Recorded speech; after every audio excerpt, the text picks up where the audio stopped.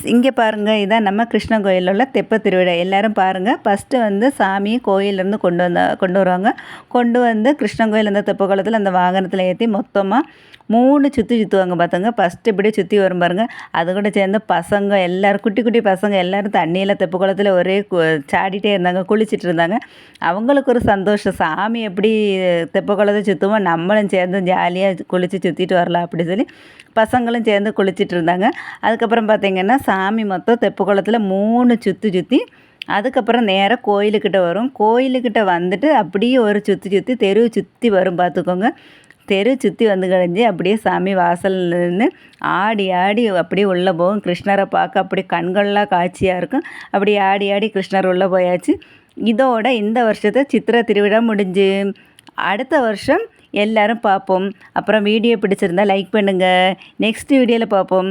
எல்லோரும் சப்ஸ்கிரைப் பண்ணுங்கள்.